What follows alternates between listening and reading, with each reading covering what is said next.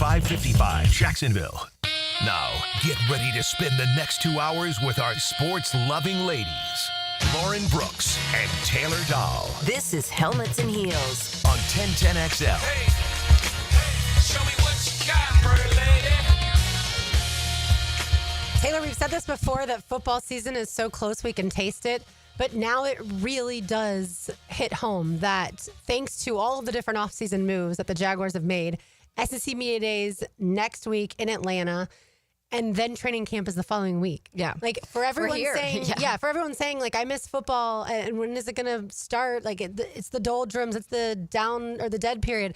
Like not really. And I know not everybody's going to make it out to training camp. And I certainly understand that. I used to go to training camp when I had a corporate job. Mm-hmm. I would leave for lunch, change my clothes real fast so I didn't sweat in my work clothes because of course you're going to sweat out there. Yes, and that was before they had the Miller Electric Center with the coverage and the covered stands and the fans. We would just go. Yeah, the fans are pretty comfortable up there now, honestly. I haven't been up there because I've been on the field, but I've talked to a ton of people who say it's really nice. But yeah, we used to go and sit. My cousin and I would sit on the just smoking hot bleachers. Like we are talking just scalding hot, I should say, bleachers. And then I would show up back to work, change my clothes again, show up back to work and act like nothing happened. And that was the beginning of my transition from the corporate world into the sports media world. Yeah. And this, I hadn't ever been as a fan to the Jaguars camps, but I had a lot of friends who always would every single year.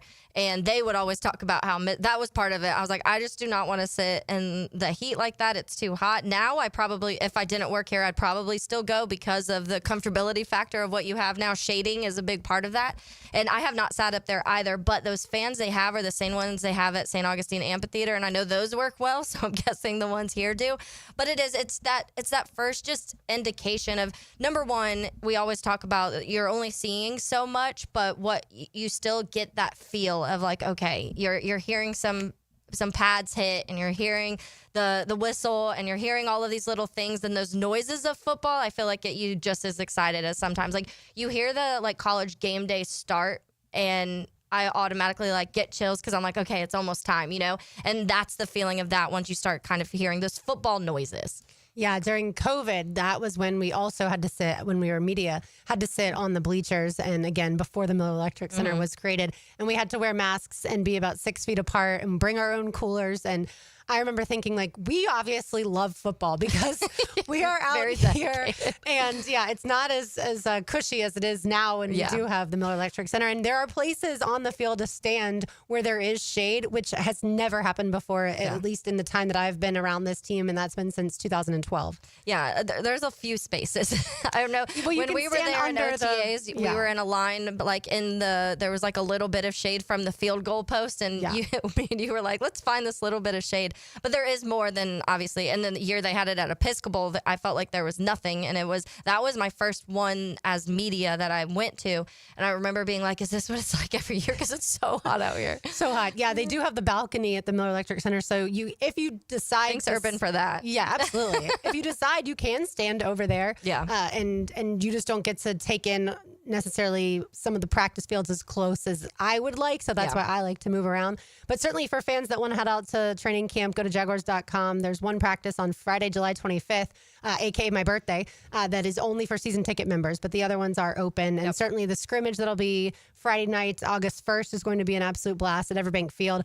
I'm so obsessed with football that I thought about changing my vacation around. I only have 2 nights away to go scalloping, but I already thought about changing it around so that I could be there for the practice Friday night and then another one on Sunday. But alas, we are locked into scalloping. Relax. I know.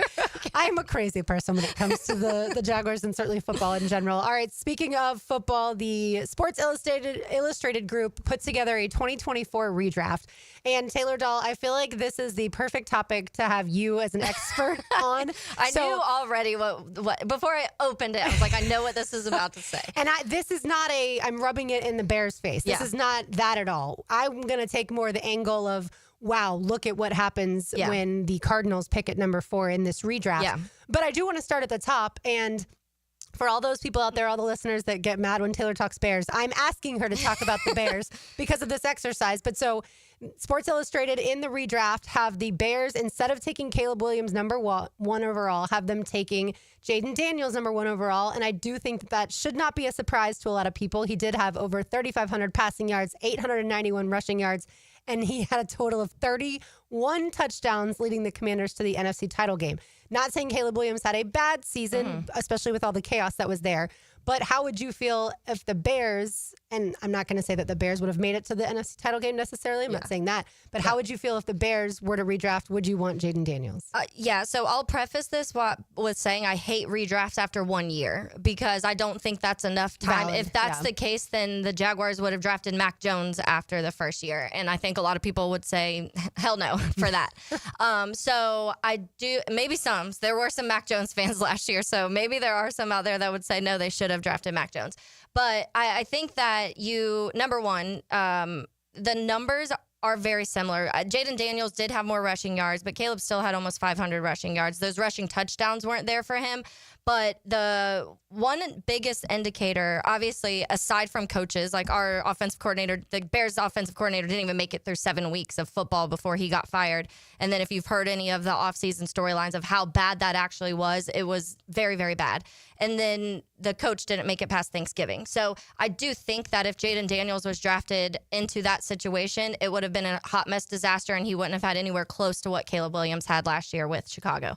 So that is, and I don't know that. That's just me guessing, because I do think Jaden Daniels was put in such a more functional situation when it came to the offensive play calling and the staff and the head coaching position and all of those things. I also think they had the third best run game in the NFL, and the Bears had the bottom 8 run game in the NFL. That also factors in. We know that here, how much it affects it. Caleb Williams was also sacked 20 more times than Jay. I don't know if Jaden Daniels would have been alive at the end of last year, to be honest with you, because he's obviously a lot smaller than Caleb Williams. And that was some of the issues that people had concerns about when it came to Jaden. I don't think we would have been talking about Jaden Daniels having the season he did in Chicago, just because I firsthand saw all of the disasters that happened. And Caleb's a mobile quarterback and got sacked that many times. So it's not like it was someone who's, is just kind of standing in the pocket and a statue and is getting hit that way. Some of them were on him because he was trying to play, Superman in certain situations and held the ball too long. But there was also probably another 12 that he escaped. There probably should have been 12 more sacks that Caleb Williams got out of, because he can move and he can kind of knock guys over because he's a bigger guy. So I personally would not, and I'll say just from experience of also working in that and doing my podcast and having familiarity with that media and those fans too, 90% would say, heck no, you're still drafting Caleb Williams at this time. And there's been a lot of surveys about it where they put out different media outlets up there, like, if you could choose again, would you choose Caleb Williams or would you choose Jaden? It's always Caleb, like 87%. And I think it's because a lot of people see a higher ceiling with Caleb Williams. I think a lot of people are saying this is Jaden and this is what you'll get, but they don't know how much better Jaden will get. And with the right coaching staff and with an actual run game and with an offensive line, they think Caleb's ceiling is way higher. And everybody said that before the draft too. It's just all of a sudden after one season, people forget that. Yeah, I think to your point, don't do a redraft 1 year later. Yeah. Do it 3 to 5 years later to get a better idea. But for the sake of the argument, if I was a Bears fan, I would have wanted Jaden Daniels before Caleb Williams was even drafted by the Bears, not in this redraft. Oh, yeah. I would have wanted, right.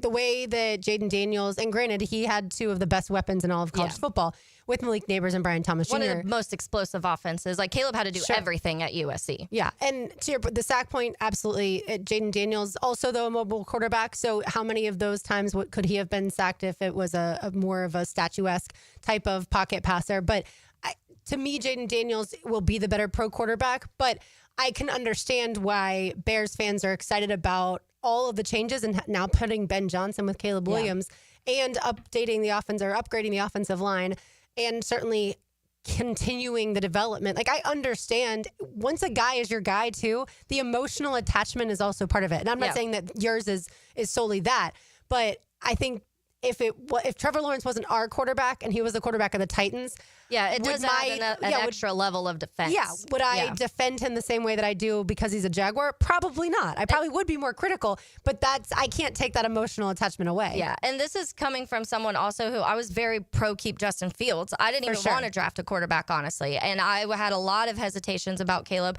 So it's not like I was one of the people who was like, before the draft, like, go get Caleb Williams. Like this quarter, I did like 15 different podcasts leading up to that draft trying to figure out which of these quarterbacks I liked, and every single person I talked to was like saying, you take Caleb. And that because of the ceiling that he has and because of just a lot of the things is, can he play within structure? And last year I think he proved that, because a lot of the things he had to do, he had to kind of, it did funnel him into that thing. And this year I think that you'll maybe be able to see that open a little bit. But so it's not like I was somebody who was like, has been in love with Caleb Williams for years. I truly didn't want them to even get rid of Justin Fields to begin with.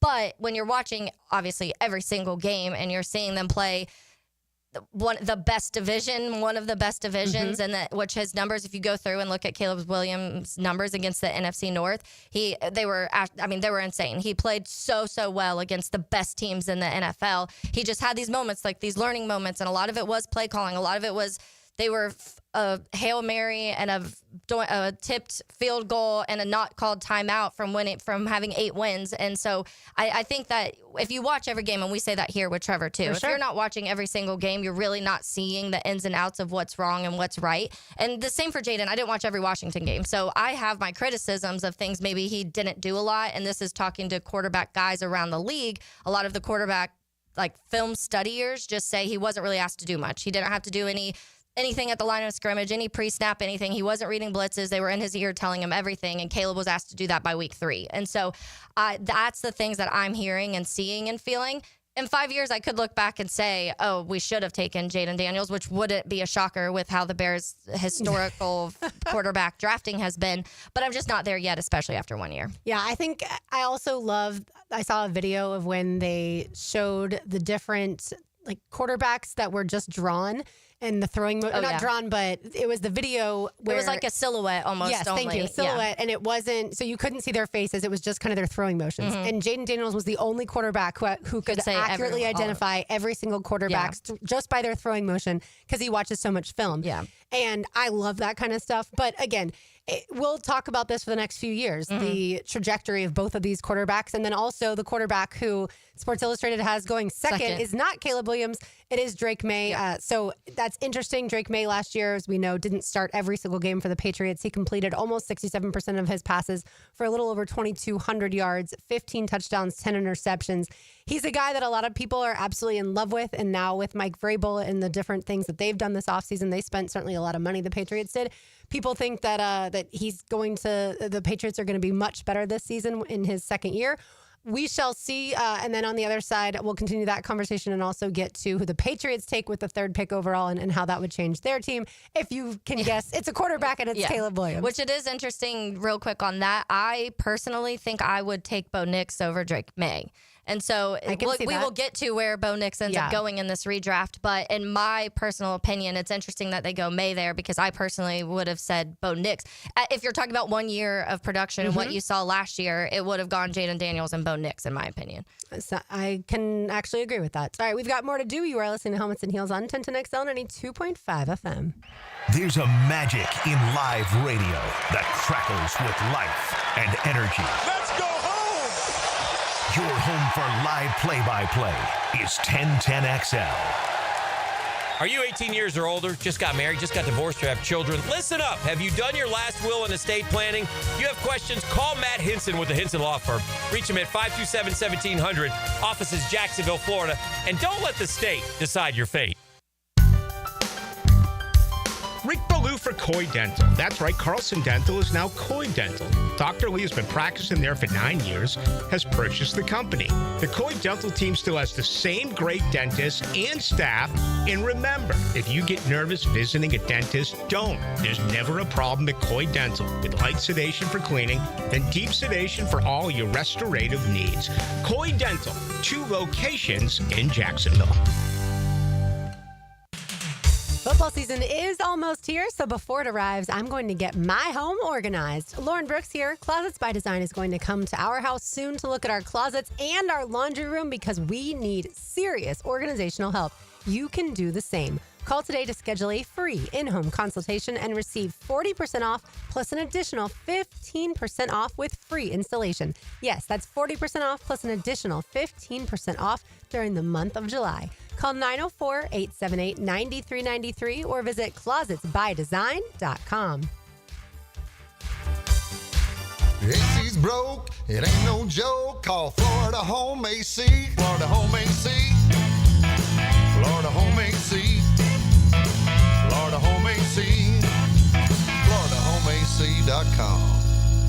To catch more fish, you gotta think like a fish. Captain Kevin and the Ring Power Fishing Forecast Show, reeled in by the Pest Pros at Royal Pest Services, and Awaken 180 Weight Loss. Thursday nights at 6. On 1010XL AM.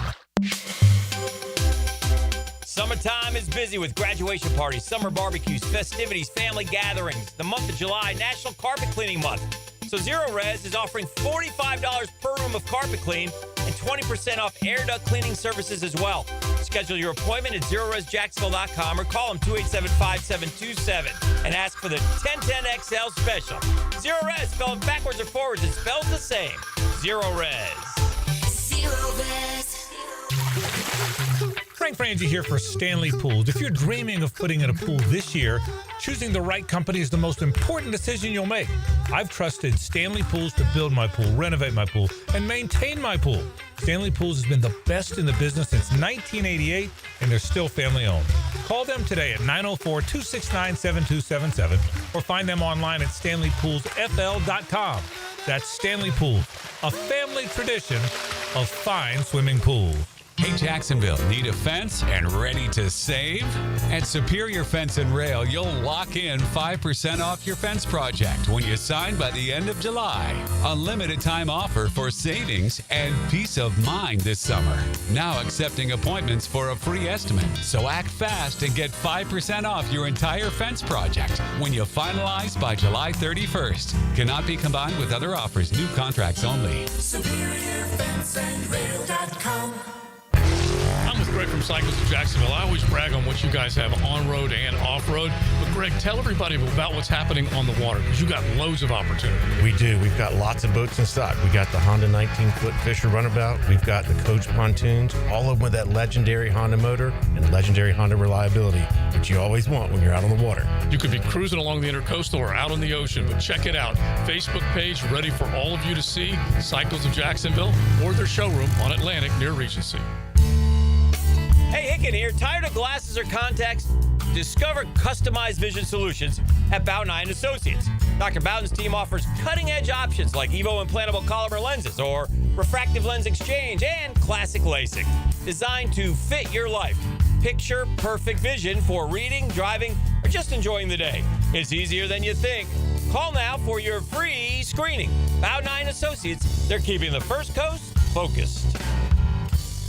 Looking for an exciting, fun-filled evening the whole family can enjoy? Discover the thrill of indoor football. It's fast-paced, action-packed, and full of family fun. It's a battle for the playoffs as your Sharks take on the San Antonio Gunslingers. This Saturday, July 12th at 5-Star Veterans Memorial Arena. Kickoff at 7. Ask about the new 4-packs, 4 tickets, 4 food vouchers, and a $20 gift card. All for only $100. Get tickets at jacksharks.com or call 904-621-0700. Prosser here. The Sharks smell the playoffs in the water. It's Rock and Roll Night presented by Dick's Wings. Dress up as your favorite rock star for a chance to win a prize or join us on the field after the game for our free autograph session sponsored by Showtime Sports Cards and Collectibles. Ask about our new 4-pack, 4 tickets, 4 food vouchers, and a $20 gift card, all for only $100.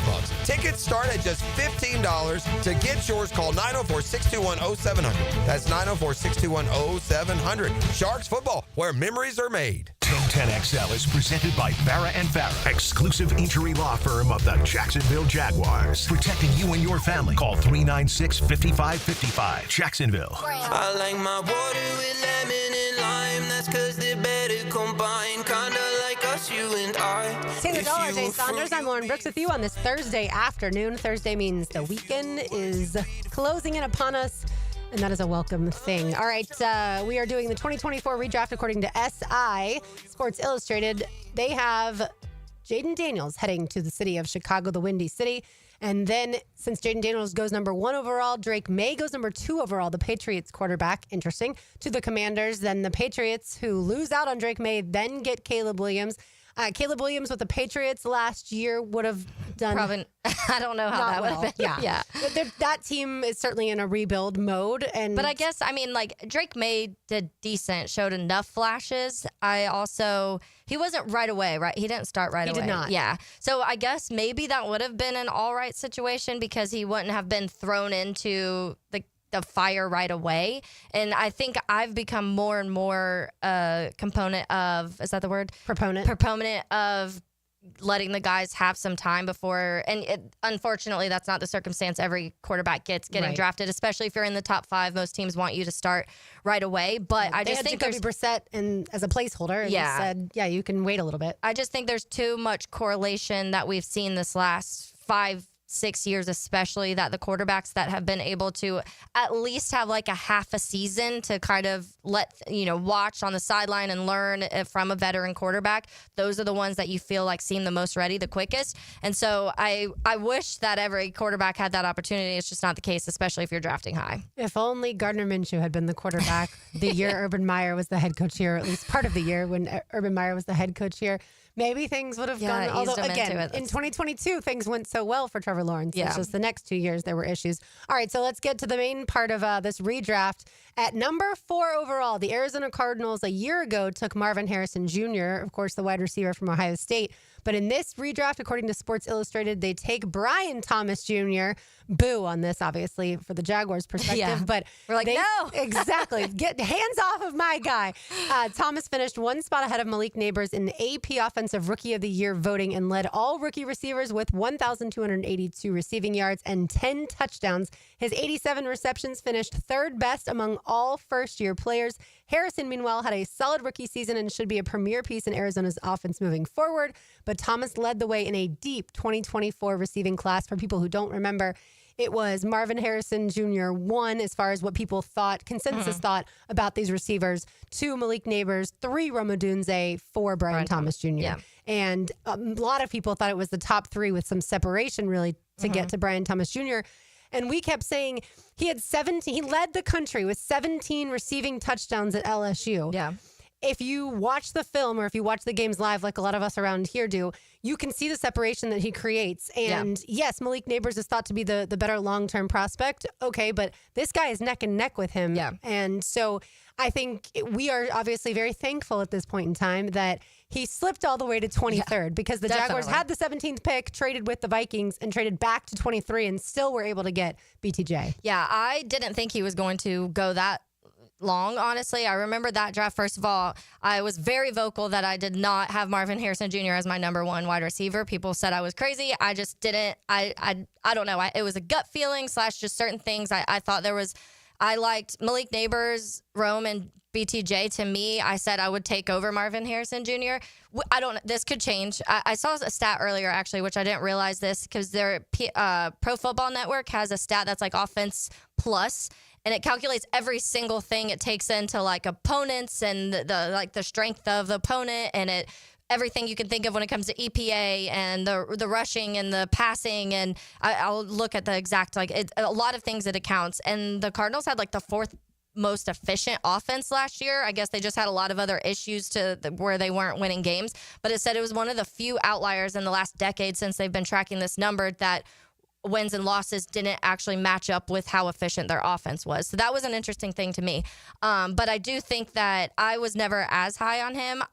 Everybody I talked to pre that draft all said that those were the 3. It was MHJ for them, Malik, and Rome. But most of the people I talked to was like Brian Thomas Jr. is just behind them. So a lot of people that I was talking to said he was going to go like 12 to 15 was the range that I was hearing.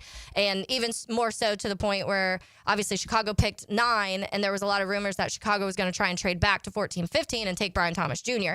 And so if they didn't land Rome at 9. And so that was kind of all of the rumors that were going around then. So I still think he was a lot of people really liked him. That it was more so, again, I think it's that floor ceiling conversation. And I think they thought he may have needed a little bit more time when it came to adjusting, which obviously he proved a lot of those things wrong.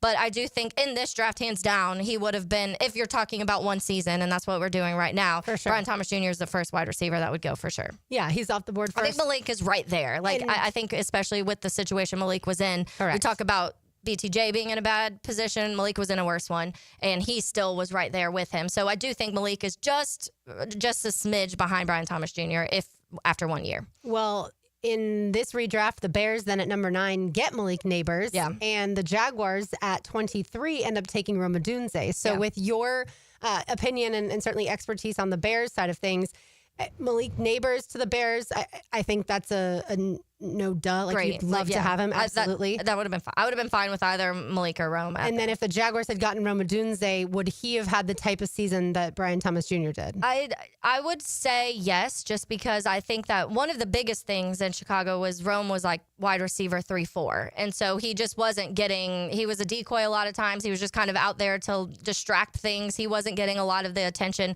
when it came to the offense in general because you already had DJ Moore and Keenan Allen. And then technically Cole Kmet was like that next pass catcher that you had behind him. And so I do think that people don't take into account enough that he had almost 800 yards as a wide receiver 3-4. That's Jordan Addison numbers as a wide receiver 2 in Minnesota. And so I do think that because of what Brian Thomas Jr. and Malik Neighbors did, that maybe that overshadows some things. But he had the 3rd best contested catch rate in the NFL last year, and that is what he is. So if you want that guy that's 50-50, the 50-50 balls, contested catches, toe tap on the sideline, Rome made a ton of those plays last year, and you saw flashes of that. So I honestly think he probably would have not saying it would have been a Brian Thomas Jr. year, but I still think you would have been talking about a really good wide receiver because he would have been able to be the guy rather than the 3rd or 4th option. And I guess here, when we think back to a year ago, Brian Thomas Jr. is drafted. I don't know that anybody thought he would be wide receiver 1, especially the way the season began. Yeah. He wasn't targeted that much.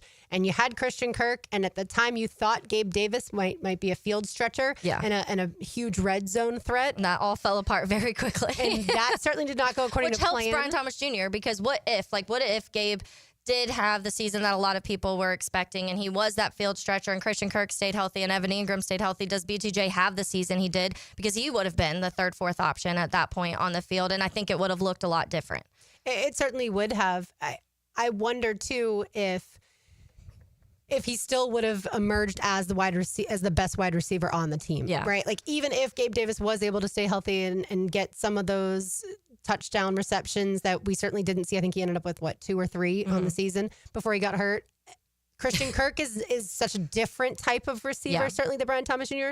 is. So I think even with all those other guys out on the field, those playmakers, I still think that Brian Thomas Jr. maybe wouldn't have had the 10 touchdown receptions, but still would have had around 1,000 yards and close to that. But again, we'll never know if Trevor Lawrence was healthy, what that and that's his what I was about to season say, would how have much looked like would either. that have changed? Because too, like we talk about, you really started seeing BTJ when Trevor was not there. And so would that, if Trevor played all year, would it still have looked at the same down the stretch for him? And so we'll never know. We'll never know what exactly that looks like. We'll never know what it looks like if Gabe Davis actually played football last year and caught some balls. But I think that it worked out for not only the Jaguars, but also Brian Thomas Jr., because you got to quickly see the type of wide receiver you had, rather than if he was shoved down that depth chart a little bit and you were still this year like, oh yeah, we have a good one, but you didn't know you had a great one yet because he just didn't have to be the focal point of your offense yet. Yeah, absolutely.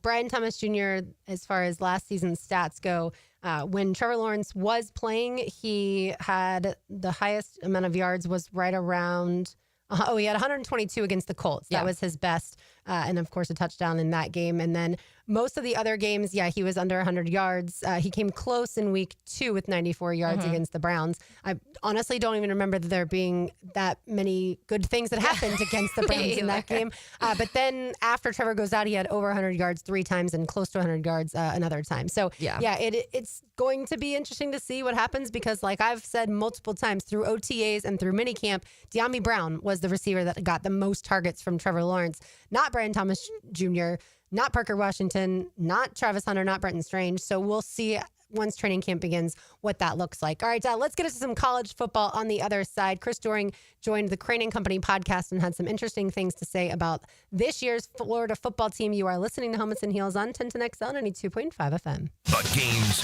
the practices, the press conferences. The crowd was unbelievable. They were involved the whole game. Home of the Jaguars. 1010XL 92.5 FM. Chicken Salad Chick has scratch-made Southern-style chicken salad in every bite. It's quick and delicious, so why wait? Come taste the best chicken salad today at Town Center, Durban Park, Butler Point, and now in Ortega Park. Chicken Salad Chick. Hey, Jacksonville, I'm sure by now you've seen our bright green GFL trucks and containers throughout the greater Jacksonville area. We are an industry leader in solid waste and would love the opportunity to earn your business. We are committed to customer service, reliability, and have unwavering focus on safety. Whether commercial or construction, let us haul your waste away. Call 904-760-5880 to get a quote today. GFL, green for life. Registration is now open for the Circle K Greater Jacksonville Kingfish Tournament. With over $450,000 in cash and prizes, fun starts on July 13th with the inaugural Kickoff Beach Tournament that has a $50,000 cash first place prize. There's also a junior offshore tournament and one for the lady anglers. Best of all, the winner of the General Offshore Tournament takes home a Contender 28T with twin Yamaha 200s. Register today at kingfishtournament.com. Hey everybody, it's Mike Dempsey, and I only like to recommend the best, which is why I'm proud to say that I chose Pella Windows and Doors for my own home. And now's a great time to upgrade your home with 0% financing for 60 months. That's 5 years of interest-free payments on the best windows and doors in the business. Don't wait. Schedule a free consultation at PellaJacks.com or visit their showroom on Phillips Highway just north of Bay Meadows. For quality you can trust and savings you can't miss, that's Pella Windows and Doors. Hi, I'm John Haney from Clearwater Gutters and Drainage. After heavy rains, the problems are obvious. Mulch blown out of your beds, water standing around your foundation, and that fancy new crater back behind your bushes. Let Clearwater Seamless Gutters help you solve the problem spots. Clearwater Seamless Gutters. We can't sing a lick, but we sure are good at gutters. And drainage, too. Find out more at clearwaterjacks.com. This Date in Sports History is brought to you by Southeast Orthopedic Specialists. On July 10th, 1999, the United States beat China in penalty kicks 5-4 in the Women's World Cup final. If you are an experienced electrician looking for your next big opportunity, look no further than the Miller Electric Company, a trusted name in the industry for over 96 years. At Miller Electric, we tackle the biggest projects in the city, offering you the chance to showcase your skills on a grand scale. We believe in rewarding hard work with the best pay, top-notch benefits, and an unbeatable culture where people actually care about each other. Take your career to new heights with Miller Electric Company. Apply today at millercareers.com. Miller Electric, an equal opportunity employer. Right now, you may be running a little late, or feeling stressed, or overwhelmed, and you may be going a bit over the speed limit. So to help you relax, exhale. Ease up on the gas. You'll get there when you get there. Take a moment to just chill. This little break is brought to you by Target Zero and the Florida Department of Transportation. Southeast Orthopedic Specialist is now offering ortho walk-in appointments. If you have an immediate need for orthopedic care, contact Southeast Orthopedic Specialist immediately. Avoid ERs and urgent care waiting rooms. For more information, go to se-ortho.com.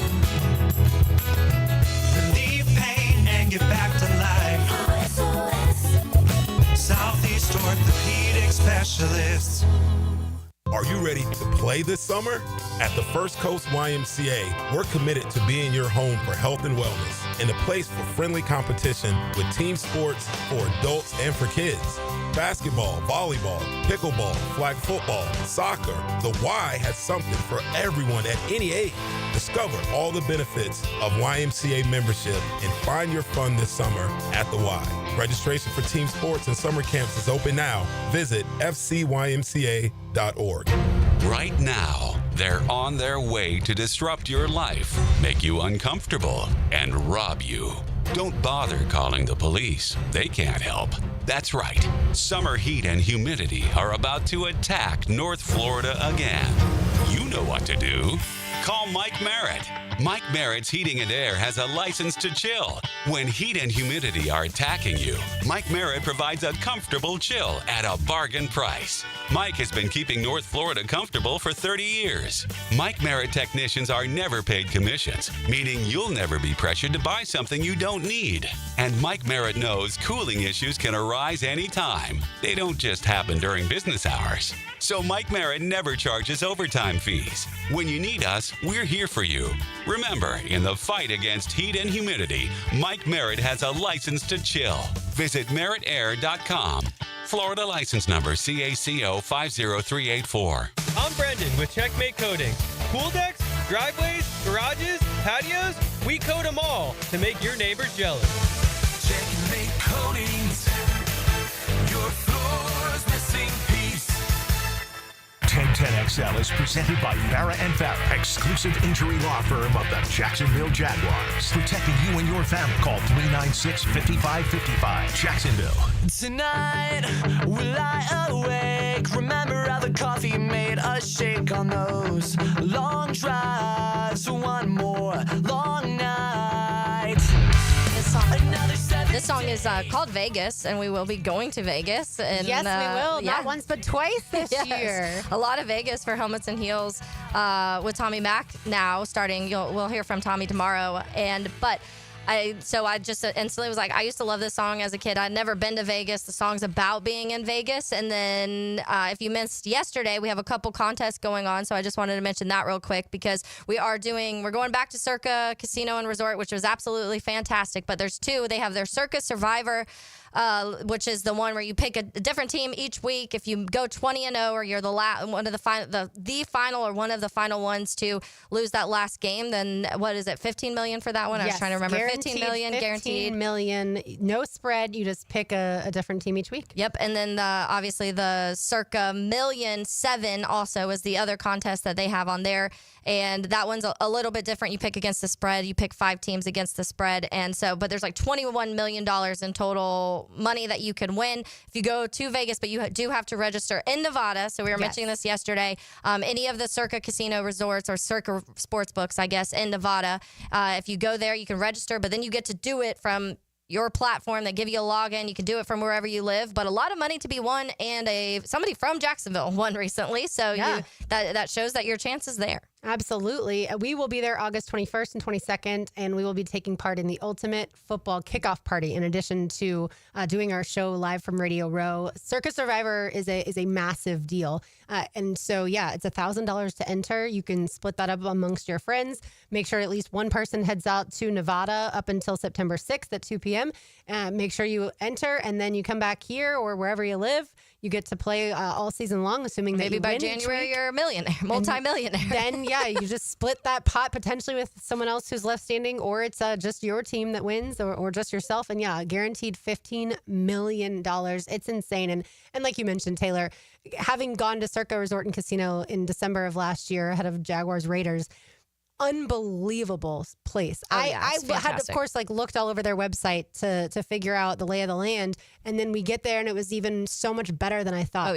From Stadium Swim to their sports book, which is insane. And I know we had several people from 1010 join us, and they won some money there at the Circus Sports Book. They did very well there. Yeah, some of them spent a lot of time at the tables. And then we were at the drinking table. But we had a blast. And so if you are interested, highly recommend heading out. And then there are deals as well. So visit 1010xl.com/Vegas and you'll find out more information. And of course, we thank our friends at Circa for having us back out again. And this will be Tom McManus's first time. And then in November, when we go again, we'll go late October ahead of November 2nd, which is the Jaguars Raiders game this year. Yep, and Florida Georgia weekend, so that'll be a very wild weekend and Halloween. And Halloween. Hopefully, I will be doing a lot of push-ups. For people who don't know, I do. Scores. Yeah, every time Florida scores a point, I do a push-up. So Sometimes there's a lot of push-ups, sometimes there's not, but hopefully I'll be doing a lot of push-ups. Last time in Vegas, you did a lot of push-ups. Last time I did, because it was by the bowl the way. game. Yes, there was no band playing, so it's not like I was interfering with the equipment or the band or the instruments or anything like that. But yeah, I did do a decent amount of push-ups, and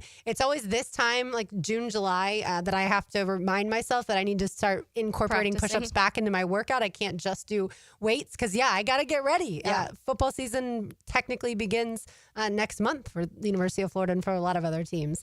So I'm ready. All right, speaking of college football and the University of Florida, Chris Doring, who joins Dan and Jeff on The Drill every Tuesday morning during football season to talk all things Florida, he joined Crane and Company, hosted by former college athletes Jake Crane, Blaine Crane, and David Cohn. And he shared some news about DJ Lagway. A lot of people were concerned about his shoulder, but Chris Doring says that was not the main issue. Yeah, I'll go back to your first question about his health. Holding him out during the spring was very, just precautionary. A lot of people talking about the shoulder. The reports that I heard that it was more of some sort of hernia type issue that dated back to his high school days that they were aware of, that they were trying to rest and not have too much strain on the shoulder by having him throw when his midsection wasn't right. It is frustrating, though. I mean, you may have gotten him healthy, but you lost a lot of practice time, a lot of time with new receivers. We'll go into talking about some of those weapons, but going out and getting J. Michael Sturdivant from UCLA, getting Dallas Wilson and Vernell Brown from the high school ranks, just continuing to create more continuity with your offense as a whole for any quarterback is important, but a freshman quarterback that, only played half the games last year, it definitely makes you a little nervous. Now, with that being said, I think people look at DJ Lagway and say, look how well he played last year with the hamstring injury and everything else. Imagine what he's going to be like if he's actually healthy and he gets a full season under his belt. We could tell, Taylor, when the shoulder stuff was going on, the rumors about DJ Lagway needing to have shoulder surgery were out there, that it was an injury that had dated back to his high school playing career. But it seemed odd because medical doctors would say, well, if he needs shoulder surgery, he should have already had it. He should have had it the moment that the season ended after the bowl game. So why hasn't he had it at this point in time? And it just seemed a little murky. And now we have come to find out, okay, it wasn't that he needed shoulder surgery. The shoulder is pretty much perfectly fine by this point in time. He'll be ready to go for fall camp. He was dealing with a sports hernia. And to my knowledge, those don't necessarily require surgery in order to heal like the shoulder would have. Yeah. It's all kind of strange because in the midst of all that happening, the conversations then turned into this is something he's had since high school and it's something that keeps popping up every now and then. And so everything I was hearing wasn't that he needed shoulder surgery, but that the injury that he has is something that keeps reappearing. So eventually he has to make the decision if he needs it. I don't know if even that part is true now because it sounds like maybe it's a little bit different. I will know more, obviously, as his college career and beyond that goes, but that's what I was hearing. It wasn't like, oh, he needs it right now. It was like, if he goes ahead and does it right now, he's getting ahead of something that could potentially get worse at throwing with that injury as his career goes on. But if that was around, April, May, if that's the case, then that should have already occurred in December or January. Unless they didn't want to. He's saying he'll risk it. And now in the end, like I said, we've found out it wasn't that he needed shoulder surgery. It's that he has been dealing with a sports hernia. Now, whether or not he needed surgery for that, and that should have happened back in January, I have no idea. But I would imagine that his family has seen multiple different doctors, probably more than just one Florida team doctor, in order to get second opinions and figure out what's best for him. And so certainly there's a ton of pressure on DJ Lagway. And we talk so much about Arch Manning. We had the conversation yesterday of how we both really like how humble he is, despite the last name of Manning. DJ Lagway has different expectations. Like Arch Manning is expected to win the Heisman and win the national championship. I don't know that DJ Lagway, that the expectations are there yet. Certainly he could be a Heisman contender if he stays healthy and plays really well. But I don't think anyone expects Florida to win the national championship, especially with Billy Napier as the coach and things like that. But DJ Lagway, the expectations are to be able to, I think, make the college football playoff. The expectations are a little bit lower. But certainly a huge part of that is, can he stay healthy? Can he actually be the starting quarterback for all 12 regular season games this year? Do you think that their expectations in Texas are the national championship? Absolutely. Okay. I don't know if I think that. I think that people have high expectations of Arch, but I think that theirs would also be for this year because it's his first year starting. college football playoff too, not quite the national championship yet. I think the difference would be the fact that they were able last year to already make the college football playoff, and certainly But they all really liked Quinn this time last year, too. So I think that those expectations last year, to me, may have been a little bit higher because Quinn was talking about already being like a Heisman finalist and being drafted in the top 3. So I don't know. I don't know if I would say that it's technically higher. I think the name adds value, but I don't know if they're like, okay, because Arch, we're going to win the Natty. And I don't know that it's because of just solely Arch. I think they believe so much in their team. Yeah. They made it to the SEC championship game. They barely lost to Georgia. You could go into, well, Georgia wasn't full strength at that point in time, but that aside, they beat Clemson in the college football playoff. They turned around, they beat Arizona State, and then they did lose to the eventual national champion in Ohio State. And certainly, I don't think Quinn played very well in that game. So because of the way that their season has gone, and the year before they were better, certainly way better than Florida. Plus, I think that's just how Texas football has always been. Even if they aren't, they're kind of like Alabama without the national championships as of late. But Texas football is an incredibly proud institution with a rich history and a ton of booster money. A ton of booster money. They do pour out money. I would like to chat with Texas fans and ask, what is that? I would say college football playoff for sure is what they're expecting. I just don't know if they're automatically, because you've seen like 2 starts from Arch, and I don't know if after 2 starts of a quarterback that you can expect a national championship suddenly. I would expect them to say, yeah, we're going to win a lot of football games and get there. But to your point with DJ Lagway, it is a little bit different. Number one, you're talking about the schedule that they have too, and that I think kind of holds a lot of people back a little bit on it. But I do think that if DJ Lagway continues to develop and just kind of leap off of what you saw last year, especially in the second half, that you are all of a sudden your expectations may start to grow week by week depending on what you're seeing from Lagway, and that's where Florida's at. I think right now you're kind of like, you want a lot of people on the text line when we've talked about Florida say they're expecting 8-9 wins. That's kind of that range that I'm seeing a lot of people guessing. And so if you start and you're 4-0 to start, how quickly do those expectations start to rise for Florida? If it's 4-0, then those are some important wins early in the season. All right, here's Chris Doering on what his expectations are for the sophomore quarterback, DJ Lagway. Keeping him upright is of utmost importance. I'm anxious to see him more involved in the run game, too, something he certainly has the ability to affect a defense with. The dude is massive. I mean, he's like 250 pounds, but I think you look at the offseason, it was focused on surrounding him with weapons. They did that at receiver, as we just talked about. They're about 5 deep at the running back spot. Everybody knows how much Billy Napier loves using the tight end. Yeah, the running back spot, I go back and forth between which group is better, the wide receiving core or the running backs. I said the other day when XL Primetime was going to have that, say one thing you think you know about your football team. And I said, I think the wide receivers are the best group, but the best position group on the Florida roster. Other people might argue and say, look at the returners for the offensive line. Like that group is incredibly good, and same with the defensive line.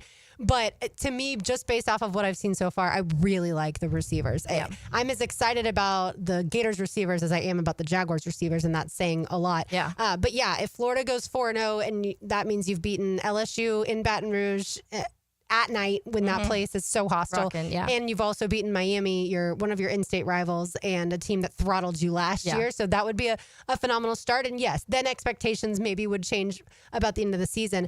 I always try to think about it in terms of the rational fans, because just like with politics, you've got the people that there's the extremes on each side. Extremes on both sides, right? But the people, if you can find the ones like a little bit more in the middle. And so I think if you were to talk to rational Gators fans, they would say 9 wins would be phenomenal. They're probably expecting 8. The over-under from Vegas is 7.5. I think if you're talking to Texas fans, it's probably a 10-11 wins. That would be what they are expecting. The rational ones. The crazy ones probably think that they are winning the national championship, right? Yeah. Because look at all the changes for the other teams. Yeah. Notre Dame, new quarterback. Ohio State, new quarterback. And those are Alabama, new quarterback. Those are teams that those quarterbacks haven't played for them at all. At least Texas fans have seen a little bit of Arch. And you always convince yourself he's a Manning. Yeah. Like he is going to be... He's going to be the best quarterback in all of college football next year. Yeah, no and pressure. when you talk about him being the way he was recruited, so it's not like it's just the namesake that you're saying, oh, it's Manning. He was the number 1 recruited quarterback also in the nation. People loved him at the Elite 11 camp when those high school quarterbacks go. All right, one more from Chris Doring, who joined Crane and Company. If you want the full podcast, you can find it on YouTube. Look under Crane and Company. But speaking of the lines of scrimmage, here's Doring and what he's seen from them in practice. And then the offensive line, this is where I was at practice a couple times during the spring. Just looking at the offensive and defensive lines, they look different. They look like what you would expect from an Alabama or a Georgia. So I think they've upgraded there. And that offensive line is very experienced, maybe the best center in the conference. Agreed. Coming back again for Florida. So I really like what they've done to add the pieces. DJ Lagway is the focal point, but without the supporting cast, he's only somewhat effective. I mean, there are a lot of resources poured into the lines for Florida as far as not just transfers, but guys that they've brought in and they've developed. And yes, that has been a weak point for Florida in the past, the offensive line certainly, and it's gotten a lot better. So for everybody who wants to be mad at Billy Napier for his shortcomings, and I understand the flaws, I watch every game too. I get it. But for that, he also has done, I think, a really good job of investing in these young players and bringing in the right guys and being able to develop guys when they're in the program. The strength and conditioning department, the nutrition department, outside of maybe Desmond Watson, although I think he might be good in the NFL, and that's a whole different story. But Billy Napier has done a lot of things right. Just, go stop the tush push and, be a great defensive tackle against the run. Like, you are a behemoth. Yeah. But, so I think Billy Napier has done a lot of good things. Is he a great sideline coach? Like, no. Is he a great play caller? No. Is that going to hold this team back? Has it held this team back? Of course it has. But eventually, my hope, my optimistic, naive, I suppose, hope is that if things aren't going well offensively, he turns the reins over to a guy like Russ Callaway, who's the offensive coordinator, the similar way to how he did make changes when it comes to special teams. Yeah, and I think also sometimes talent can outweigh some of those things. And so if you have enough talent on the roster, then sometimes some of those coaching blunders can be not mitigated. As noticeable, and I think Smart, Dabo Sweeney, they're not the best sideline coaches, or certainly they weren't when they first started. Yeah. But they had more 5 stars than everybody else. Yeah. But Florida doesn't have more 5 stars than everybody else. They just are now closing the gap on those other teams. Yeah, and I think that if you're relating that to the NFL, I feel like Philly's a good example, because a lot of people have had a lot of criticisms of Nick Sirianni and his in game, some of the decisions he's made. But there's way too much talent on that roster. You can't screw it up. It leaves you with very little wiggle room when it comes to making those mistakes. So if the talent is the way that, to your point, if they do have, we already know about the running backs, the offensive line, the defensive line. We know the special teams has definitely improved in some of the changes they've made coaching wise, but also just in the additions in general. And then if now you're adding these edge rushers that are supposed to be some of the better edge rushers in college football, and if the wide receivers, who a lot of people right now say have a lot of potential, a lot of maybe not are totally convinced yet that they're there, but there's a lot of potential there, and they flash, then there's a lot of talent there that may be able to hide some of those end game mistakes that we've seen the last couple seasons. Absolutely. And look, when it comes to linebackers, Pup Howard, a guy we know from Jacksonville, that originally started at South Carolina and now is at Florida, high expectations for him. And Miles Graham, a legacy guy.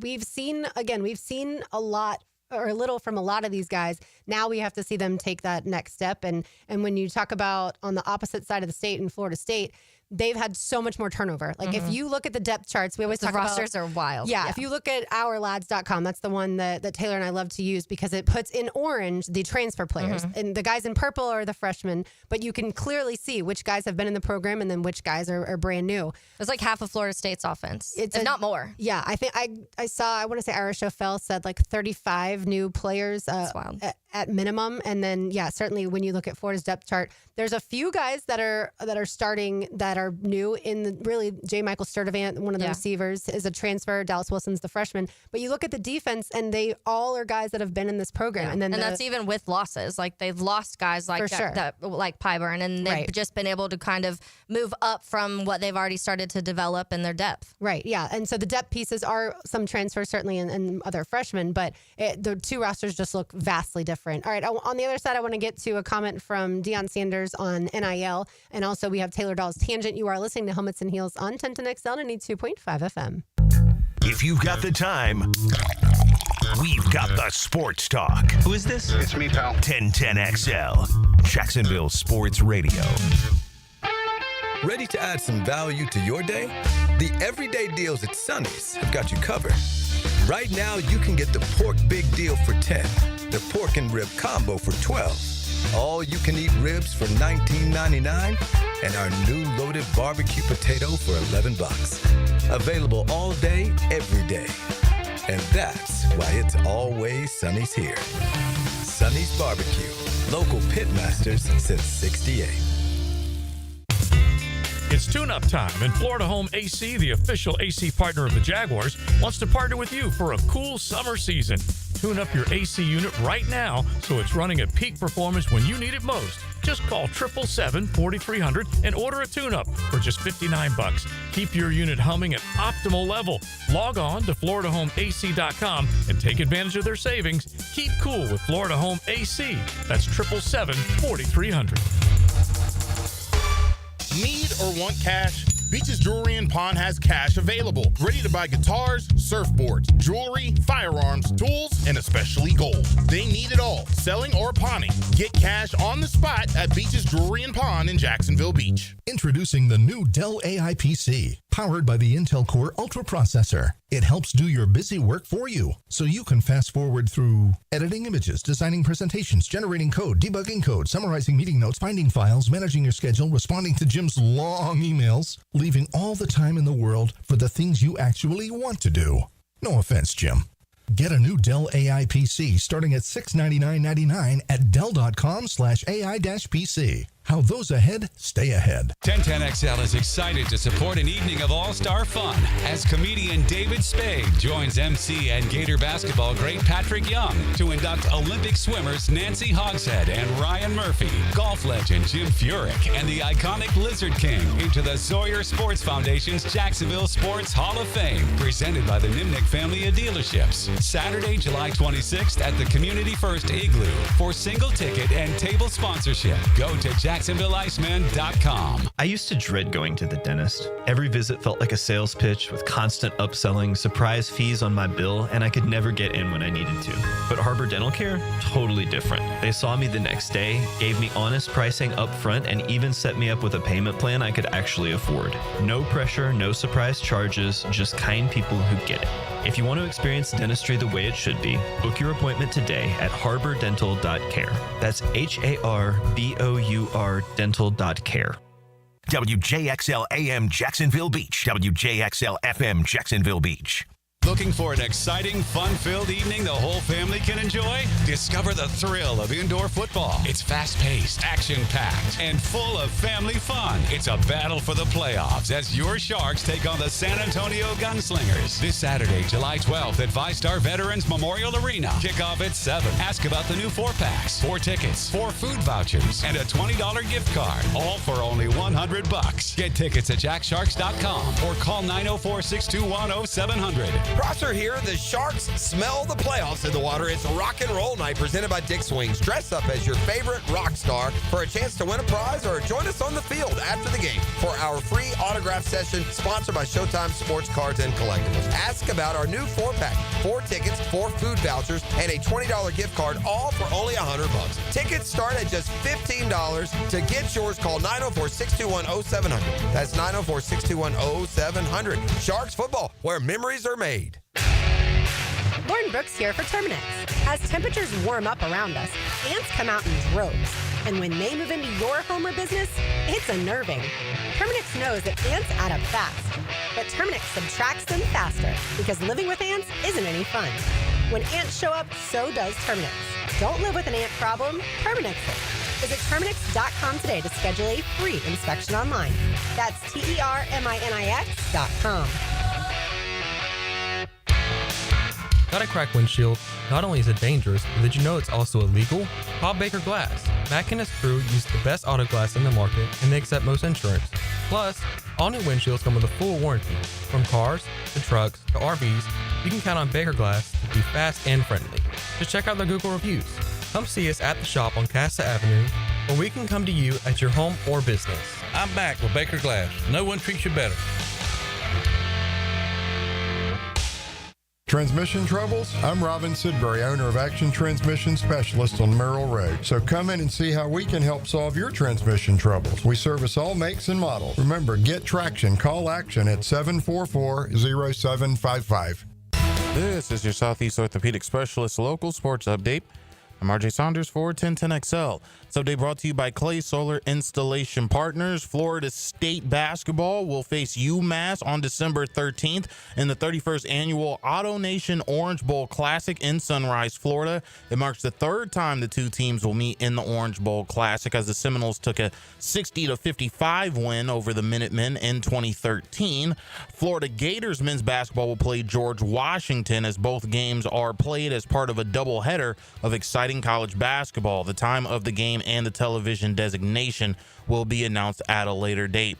The Orlando Magic will be playing Summer League basketball beginning tonight. They will play against the Sacramento Kings at 7:30 p.m. You can catch all the action on NBA TV. Right now, 90 degrees at 12:59. Time and 10 brought to you by Bueller Air and Plumbing. Stay cooler with Bueller. 1010XL is presented by Farah & Farah, exclusive injury law firm of the Jacksonville Jaguars. Protecting you and your family. Call 396-5555. Jacksonville. Whose bed have your boots been under? Whose bed have your boots been When this Shania Twain song came out right around 1995, I'm not sure that I really fully understood at that time. Yeah, at that time, what the lyrics really meant. I just thought it was a fun song, and then of course, like now a few years later, I was like, oh. There's a lot of songs like that for me. Where I go back and I like certain songs that I would sing when I was like 8 and 9. I'll sing and I'm like.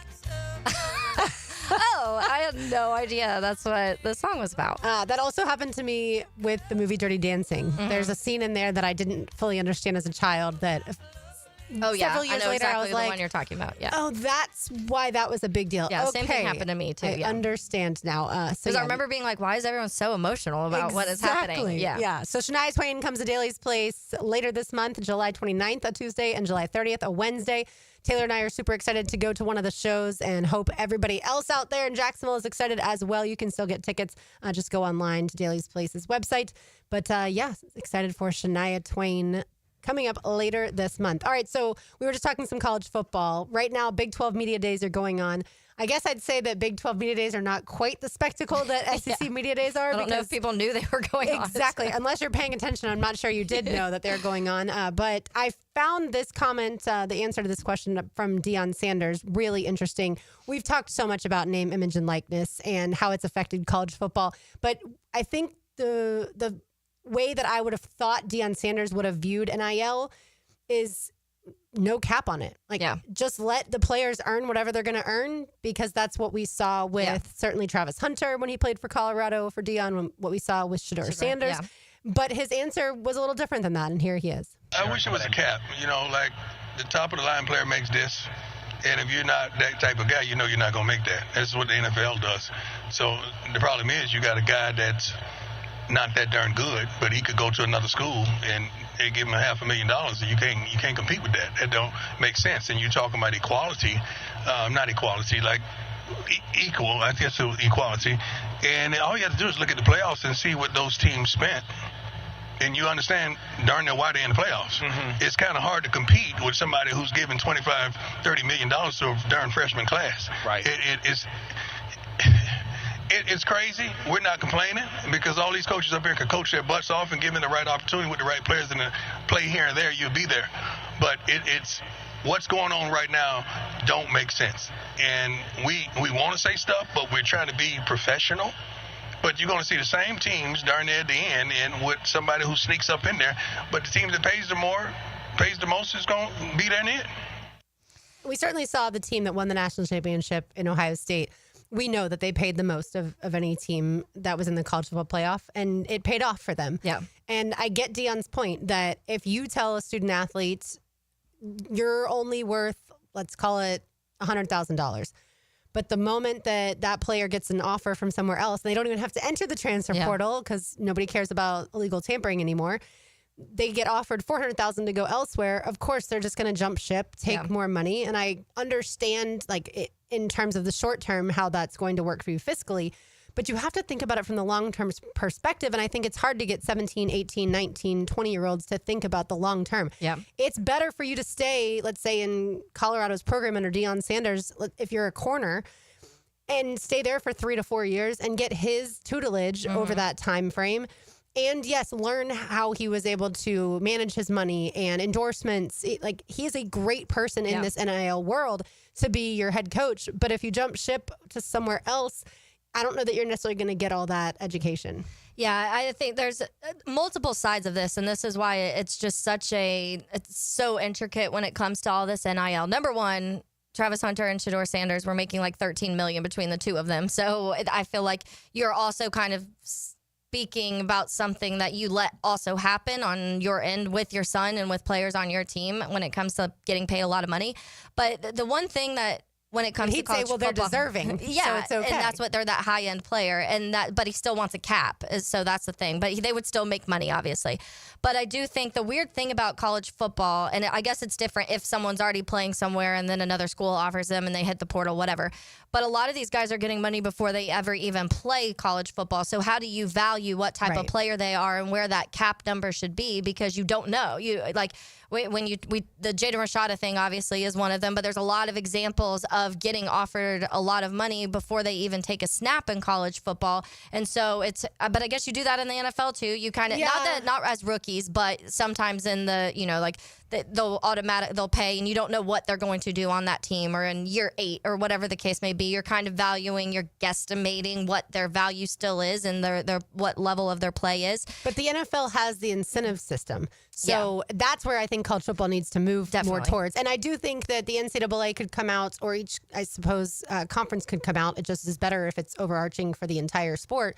And say you can pay no matter what the freshman is, as far as position wise, you can pay freshmen a total of $150,000. That's it. You cannot go over that. If they get endorsements on the side, by all means, NIL kick in. But as far as that pay for play, that's the maximum you can pay a freshman. A sophomore goes up to $250,000. A junior, senior, 8-year senior, whatever it is, it goes up. 8-year player, but there's incentives in that. But each contract, so to speak, has an incentive. And if they play over 50% of the snaps, they automatically get a bonus. If you make the college football playoff, if you throw a certain amount of touchdowns, you can value it however you want. Absolutely. And then that's when they get extra. But again, they can still make the endorsement money, which is the true NIL on the side. That's where the booster gets to step in and fortify whatever they feel like they're worth, or have the connection if they own a car dealership and have the player come sign autographs at the car dealership, whatever you want. That was what NIL was intended to be. And then certainly it morphed into something completely different. And it was more the boosters doing the pay for play. Yeah. And then now the boosters finally can take a step back if they so desire and say, well, no, now it's up to the school for the pay for play. By the way, another interesting thing from Deion Taylor, he brought 2 quarterbacks to Big 12 Media Days.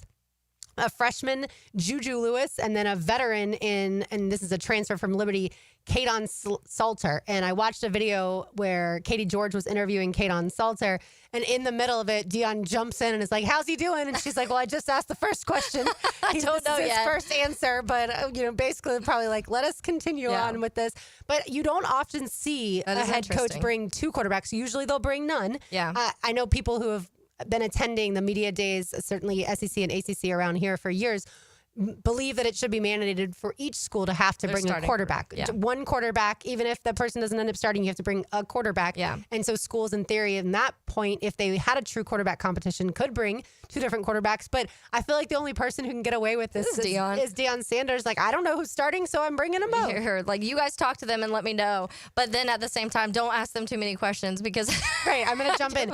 I do think that Big 12, they're allowed to bring up to 5 players, whereas SEC, I know it's a mandate of 3. 3, yeah. Only 3. So, which maybe that changes things too, because if you can bring 5, you can bring both quarterbacks and some of your other leaders on the team. And if you're talking about SEC Media Days and it's only 3 players, you bring 2 quarterbacks, you're only bringing 1 other player, and you might have a lot of other veterans that have wanted to go to media days. So if I was a player, by the way, I would not want to go to media days. It is like we talked about yesterday with Stuart Mandel of The Athletic, it is a circus. It is a lot of microphones in your face, a lot of cameras, and some people would say, well, that gets you ready for things like the NFL Combine and other media availabilities as you age into your professional career. But I just, as a teenager or early some of these guys are 20s, like 19 years old. Correct. I would not like it. You say the wrong thing, it blows up. And I've told this story many a time, Taylor. We went to SEC Media Days in Birmingham, Alabama. Well, technically it's Hoover, Alabama.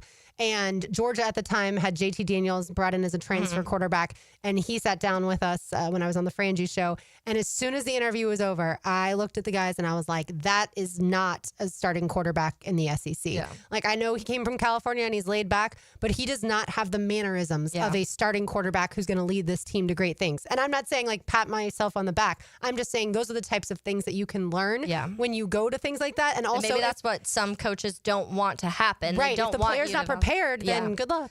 And because to your point too, there's training involved in this. I'm sure leading the 3 guys in the SEC that each team brings, there's probably weeks leading up to that where they're, if this is asked, say this, avoid this, whatever. There's probably a lot of media training in that. But still, when you're a 19-year-old kid and there's just, to your point, microphones like, here's this, and I'm sure there's questions that catch these guys off guard here and there. I think for the most part, like when Frank and Matt Hayes this year will be there, and they know they're not trying to be too wild when it comes to like getting something out, making a player say something that they're not supposed to be saying. But there's people there that are like, they're there for that. Let's see how far we can push the limit and see if we can get these guys to break a little bit. Yeah, they want clickbait. Is how I would describe that.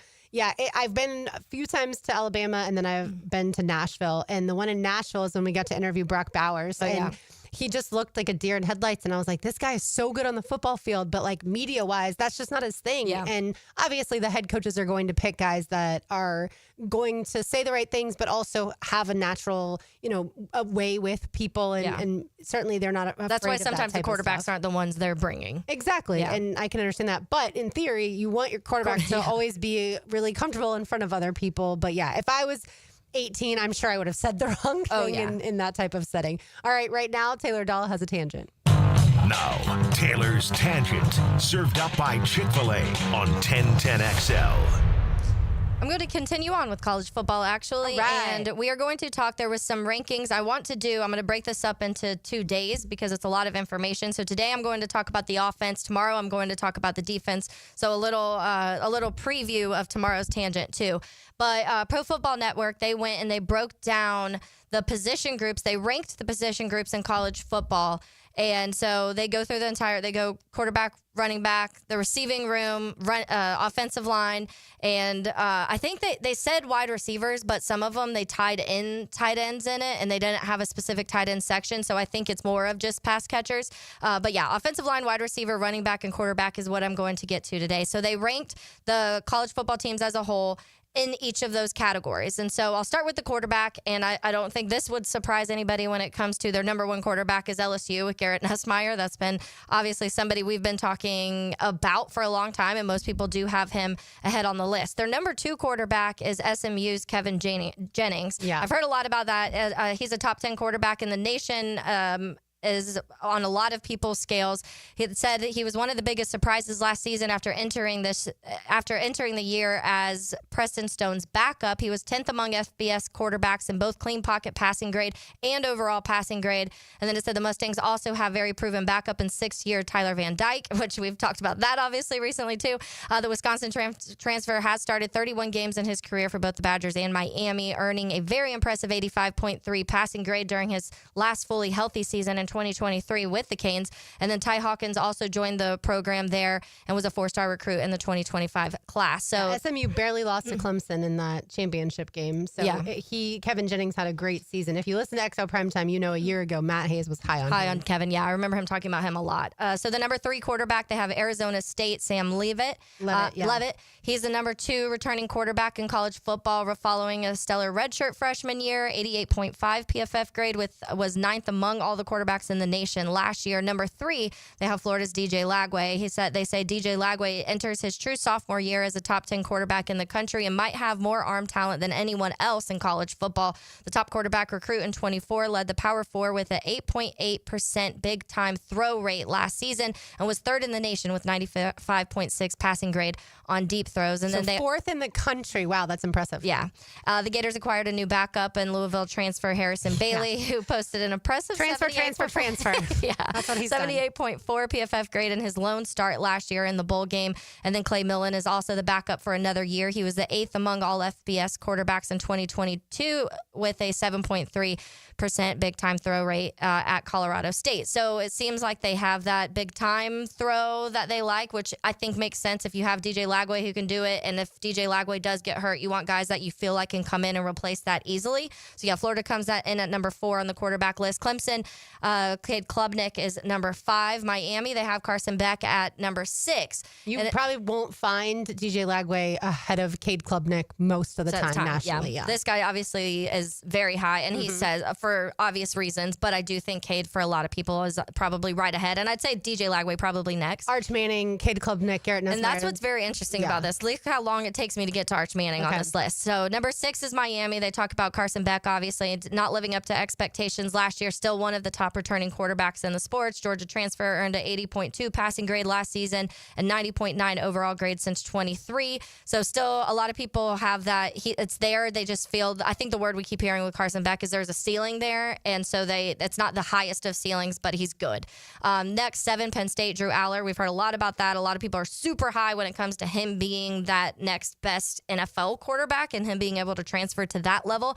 Number 8, Auburn. So it says they start this saying the following 3 schools don't have a proven star under center yet, but still deserve to be on the list due to having 3 intriguing options. So they go into Jackson Arnold, who was a transfer for them from Oklahoma, and that's the first one that they list on this. And then Ashton Daniels will be the backup after starting for Stanford. And then true freshman Deuce Knight looks for the future of the program. So they just like those as a combination of some options. And then Alabama, we've talked a ton about Alabama. They have number 9 on this list. And then number 10, they have Ohio State.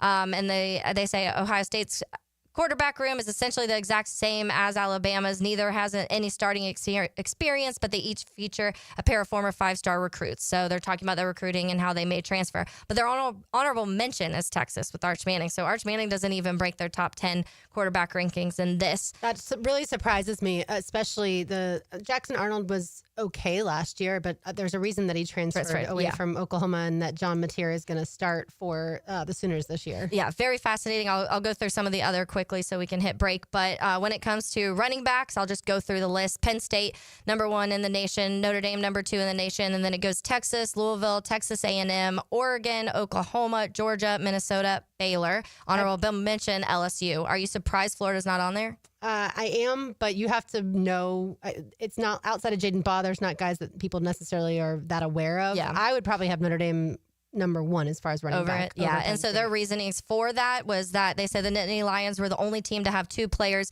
on the top 10 returning running back list, and Nicholas Singleton and Katron Allen. And then Notre Dame, the main thing obviously is Jeremiah Love, but I do like behind that that he goes on to some of the whole staff in general, but I think because they had those top 10 running backs return. So then beyond that, we're going to go to the receiving corps. And so number 1 is Ohio State. I think that makes sense because there's a guy named Jeremiah Smith on that roster that helps up a lot of that. But they have Auburn as number 2, Clemson as number 3, Ole Miss as number 4, Alabama 5, Georgia 6, LSU 7, Texas 8, Texas A&M 9, Notre Dame 10, and then Penn State honorable mention. And then it goes down to the offensive lines. Alabama, we've talked a ton about their offensive line. They have theirs the number 1 in the nation. Texas, and then Utah number 2, Texas A&M 3, 4 the Florida Gators, 5 Oregon, 6 Iowa, 7 Auburn, 8 Miami, 9 Notre Dame, 10 Clemson, and then their honorable mention is Penn State. The only team listed on every single one of these categories is Penn State, right? And they are honorable mention in 2, and then listed in on 2 others. There's a few that are on like 3 of them. Clemson's one of those. I think Georgia's on 3, Notre Dame's on 3 of them. But it will be kind of interesting because Notre Dame is on the 3 list, but not the quarterback because there's just the kind of question marks of C.J. Carr. And then the other ones that you see, like a Clemson, they're talking about their quarterbacks, but the running backs room, they're not as strong at. But Penn State, I feel like if Penn State has any year that they can win, I feel like this feels like the year they can do it. Yeah, we'll see. At least on paper. Yeah, on paper, but that's how I feel like it's always been. Yeah, the fact that Auburn's on 2 of them surprised me, but that's good news for Hugh Freeze, who a lot of people believe is on the hot seat. All right, we've got lunch to give away. We do. Lunch for free to Chick-fil-A. Give us a call at 641-1010. Let's say caller number 2, you get free lunch to Chick-fil-A today. I like it. On the other side, a certain highlight happened last night from a guy from around these parts. We'll let you hear that and give you today's Terminix Pest of the Day. You are listening to Helmets and Heels on 1010XL 92.5 FM. Dan Hicken. You ever reach a point in your life where you say to yourself, this is the best I'm ever going to look, the best I'm ever going to feel, the best I'm ever going to do, and it ain't that great? Jeff Prosser. It builds character. It did in my case. Mornings on 1010XL. Call 904-500-COOL. Ideal Conditions. Ideal Conditions Heating and Air Conditioning is your go-to for all AC repairs and replacements. Just ask your AC. For exceptional service, call 904-500-COOL or visit idealconditionsjacks.com to schedule your estimate today. Call 904-500-COOL. Honk if you see us. Call for service. Ideal Conditions. Idealconditionsjacks.com. This summer, you can beat the heat at Best Bet, your premier poker destination. Whether you're a seasoned pro or a first-time card player, you'll find a cool retreat from the summer heat with thrilling games, big payouts, and refreshing drinks. Join us for an unforgettable experience. Cool off and cash in at Best Bet. The stakes are high, the cards are hot, and your chance for fun is guaranteed. Visit bestbetjacks.com to learn more. That's bestbetjacks.com. DivorceMenOnly.com. This is Kenny Lay of Kenny Lay & Associates. Our firm specializes in representing men in family law. That's all we do. That's our only focus. We can help with all of your family law needs, such as divorce, custody, alimony, and child support. For over a decade, we have helped thousands of men with these types of issues. We even have an appellate division ready to challenge a judge's ruling. If you need a family law attorney, go to DivorceMenOnly.com. DivorceMenOnly.com. Offices, Jacksonville. If you miss an interview, it'll be waiting for you on demand. Well, what are we waiting for? Search where you find podcasts. And at 1010XL.com. Trained by Duck Rooter Plumbing, Septic, and Air Conditioning. When you're stuck, call the Duck. Your yard starting to look a little like a jungle? Well, it might be time for a little TLC. Or how about RTC, Russell Tree Care? At Russell Tree Care, they give your trees the perfect haircut. Whether it's trimming or removing, they'll make sure your yard looks its best, all while keeping safety as a top priority. Call Russell Tree Care today and let them take care of your trees. Russell Tree Care, 844-4Mr. Wood. That's 844-467-9663. Or visit RussellTreeCareLLC.com today. Your trees will thank you. Football season is almost here, so before it arrives, I'm going to get my home organized. Lauren Brooks here. Closets by Design creates custom storage for every space, lifestyle, and budget. From closets to garages to laundry rooms or entertainment centers, anywhere that needs to be organized. Call today to schedule a free in-home consultation and receive 40% off plus an additional 15% off with free installation. Yes, that's 40% off plus an additional 15% off during the month of July. Call 878-9393 or visit closetsbydesign.com. Summer means fun in all forms. Longer days and more chances to soak up the sun and the fun. Budweiser and Bud Light reminding you to drink wiser. Hydrate between beers and don't sweat it. It's the best way to get home safely. Maxed out on credit cards, struggling with high interest debt? You could pay it all off in days with Loan Pronto's Rapid Equity Loan. Hey, it's Prosser here. Get cash out now without touching your low-rate first mortgage. No appraisals, no waiting, no BS. The Rapid Equity Loan Program at Loan Pronto is amazing. One Loan Pronto client just got $300,000 approved in under 24 hours. They paid off debt, renovated their kitchen, and cut their monthly expenses by $1,800. That's a huge turnaround. Instant approvals, low rates, no hard credit pull up front. That's Loan Pronto. Listen, your home equity is yours. Use it. Get cash to consolidate your debt down to one easy, low monthly payment. Call Loan Pronto now for a free instant appraisal for your home and see how much cash you can get today. Loan Pronto is an A+ rated by the Better Business Bureau and have nearly 2,500 five-star Google reviews. Call now and start the conversation. Go to loanpronto.com or call 999-1508. That's loanpronto.com. Rebound Rehabilitation. 11 great locations across the First Coast, and they're just a click away when it comes to feeling strong and healthy again. If you need the best path to recovery, look no further than Rebound Rehab. Log on and check out one of their great 11 locations. Imagine a place where the sun is always shining, the drinks are ice cold, and the food is bursting with flavor. Welcome to Hurricane Grill and Wings, where locals and visitors alike gather to weather this storm we call life. And you can escape here anytime you like. Today's forecast, hot, crispy wings with a 100% chance of frothy beers. Later, we're predicting big burgers and seafood tacos moving in. Escape the ordinary. HurricaneWings.com. Are you ready to play this summer?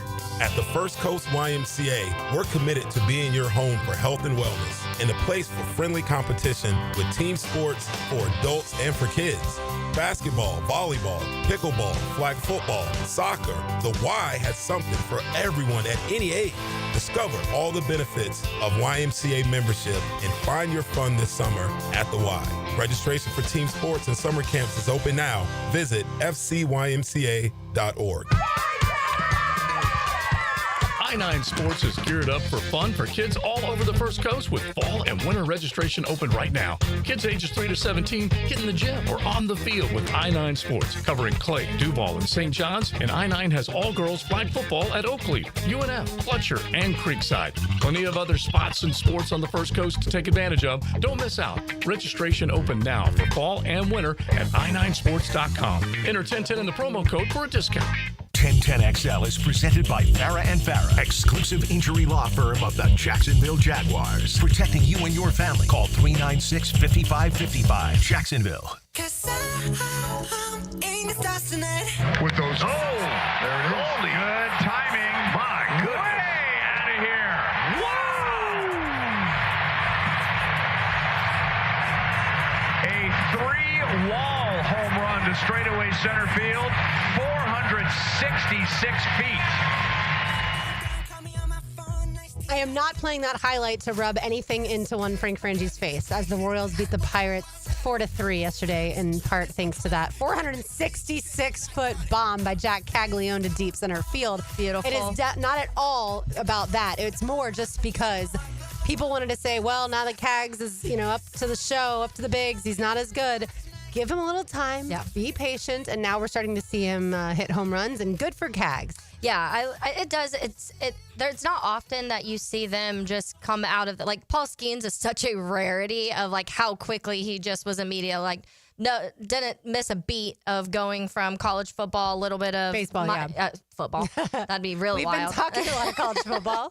It's college baseball World Series to a little bit of minors and then pretty much just getting to the bigs, and then how quickly it was just like bam, bam, bam. That doesn't happen often. You have guys you're watching, and I've talked a ton about Pete Crow Armstrong, but last year, fielding wise, yes, because he's like center fielder, it was no miss. He was there right away. You felt like he was already a star in the outfield, but it took him a bit at the plate. There's adjustments that you have to make when it comes to this. Some of it is also Cags doesn't have this issue because he's a big guy. PCA is a little smaller, so he had to bulk up a little bit to get some power.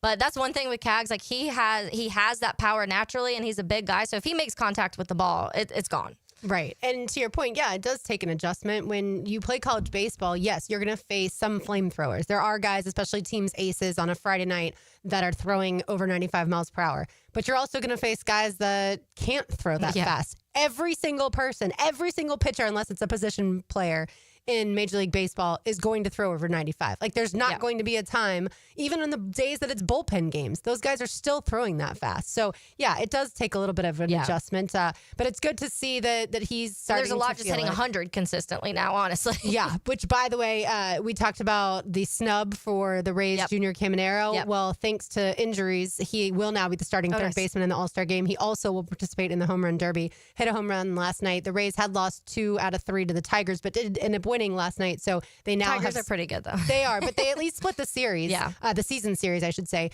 with the Tigers. And I just had to make a note of that because I heard Daniel Murphy say on the drill yesterday morning that the Rays were getting their butts kicked by the Tigers, and I was like, hold on, relax. They have a chance to split the season series, and right now we're watching a little baseball. Taylor, yes, I was sitting here and I'm like, I guess I'll put this game on. The Cubs have lost 2 against the Twins in the last 2 nights, and so hopefully that changes a little bit. Yeah, it's obviously a really long season, and that's why we've talked about this. You can't go too high or too low, which is hard. Baseball, it is hard. It'll be like May baseball on a Tuesday night, and I'm getting so angry, and I'll be like, okay, I've got to breathe. There's a lot of games left. Yeah, for sure. By the way, the Rays take on the Red Sox starting tonight at 7:10 p.m. So that's their next game. All right, time now for today's Terminix Pest of the Day. As always, brought to you by our friends at Terminix. They come out to our house every so often, spray for pests, spray for mosquitoes in our front yard and our backyard. Make sure that our dog doesn't get bit by too many mosquitoes, and then that can lead to heartworm. And then also, of course, if you have termite issues, make sure you contact Terminix. You can find them online at Terminix.com. That's TERMINIX.com. And they also take care of the pest issues for places like Everbank Stadium, ViStar Ballpark, ViStar Veterans Memorial Arena, all of your favorite event venues around town. Today's Terminix Pest of the Day is the study conducted by Finance Buzz. It came out a few weeks ago, and I had forgotten to mention it, so I'm going to mention it today. It's an auto insurance advisory company, Finance Buzz is. And the study, Taylor, deems Jacksonville as the most boring city out of 75 big cities in the country based off of factors like population makeup, culinary scene, outdoor activities, nightlife, celebrations, and overall things to do.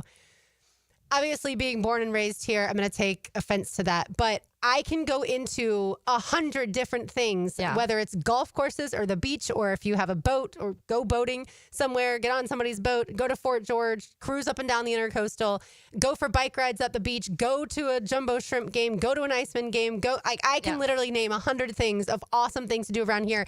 And I understand that our culinary scene at one point in time was not anywhere near the likes of towns near us, like a Savannah, a Charleston, certainly Atlanta, Miami, those bigger cities as well.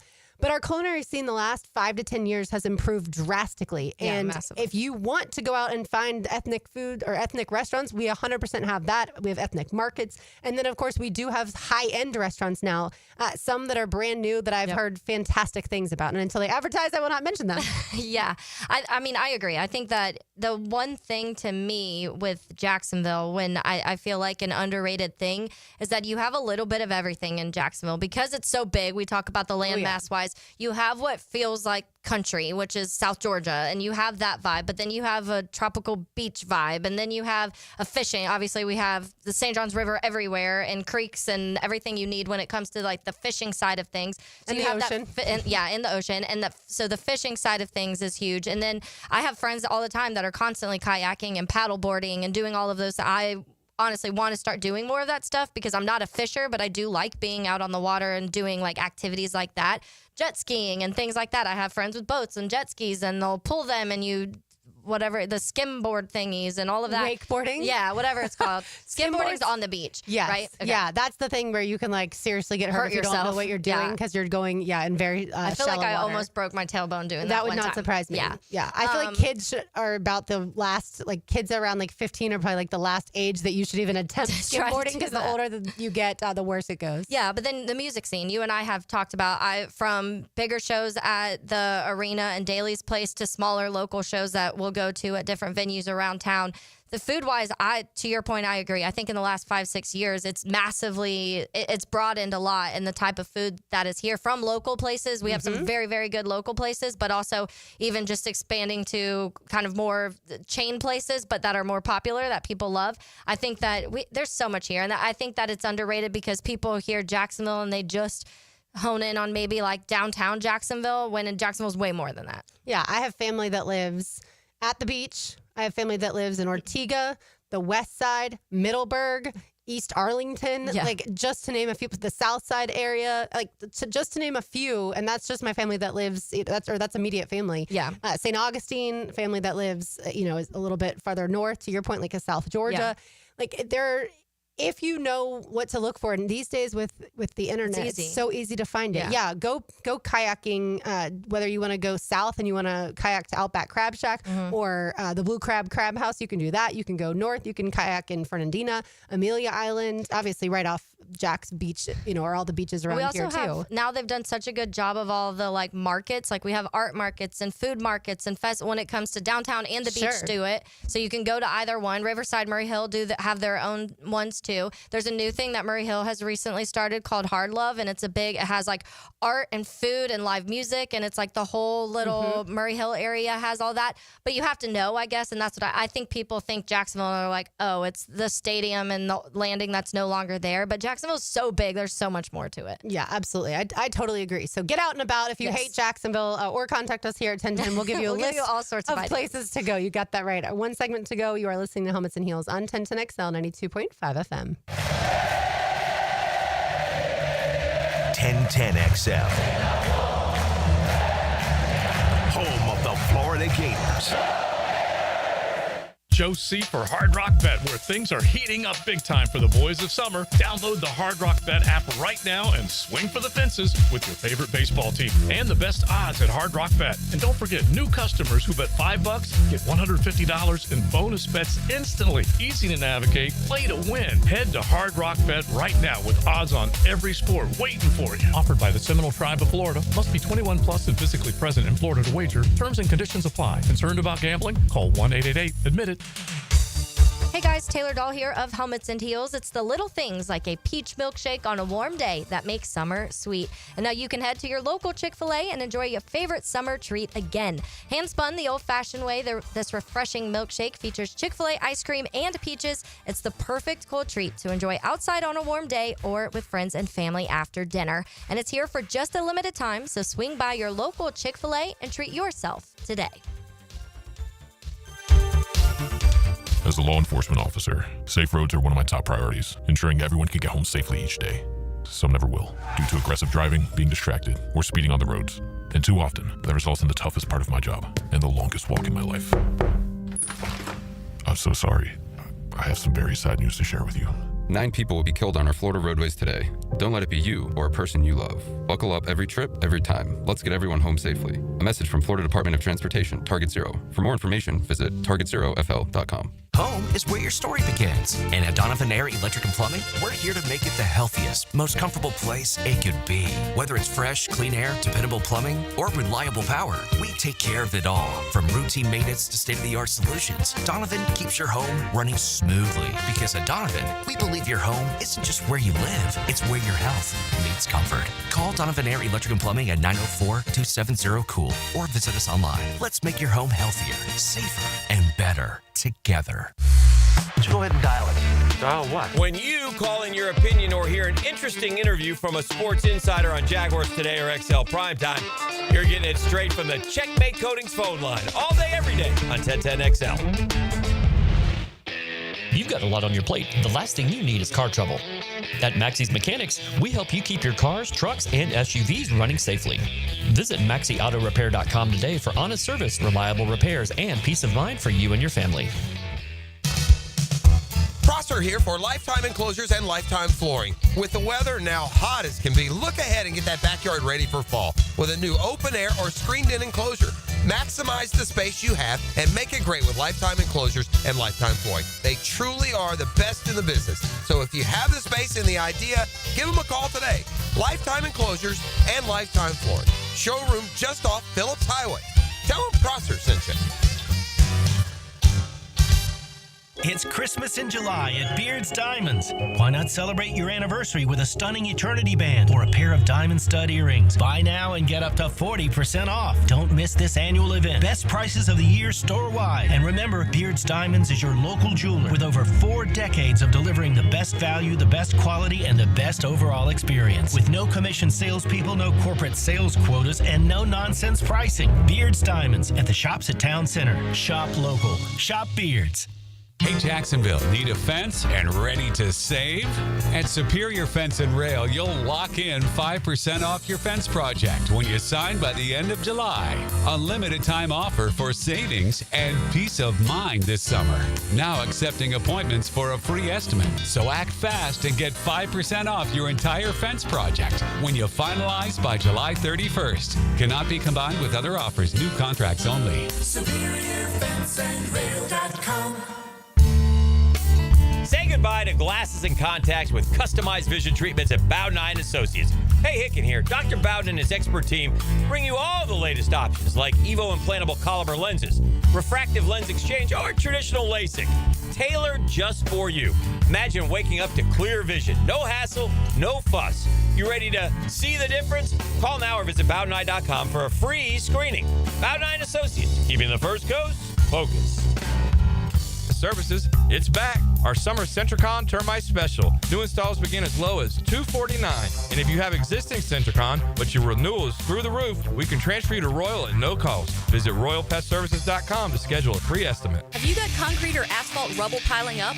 Arcosa Crushed Concrete will pay you for it and recycle it. They're just minutes from Everbank Stadium on Talleyrand. Call Arcosa Crushed Concrete and get paid for what you don't need. ArcosaCrushedConcrete.com. Hi, I'm Mac with Baker Glass. If you've got fogged up windows, let me help. We'll replace them with clear, insulated units that brighten up your home. People say we're fast, friendly, and reliable. Just check out our Google reviews. Call me today. Baker Glass. No one treats you better. 1010XL is presented by Farah & Farah, exclusive injury law firm of the Jacksonville Jaguars. Protecting you and your family. Call 396-5555. Jacksonville. Now, the cool down with Donovan Air Electric and Plumbing, keeping Jack's cool since 1987. All right, so we were talking a little bit about college football a minute ago, Lauren, and I feel like now we have SEC Media Days coming up next week, ACC Media Days the week after. 1010 will be at both of those, so we'll have a lot of stuff coming out of that. But I do think, to your point earlier, when it comes to some of the fascinating storylines around quarterbacks, and you were kind of saying, hey, they should bring the quarterbacks, and there's a reason for that because teams win or lose a lot of games because of their quarterbacks.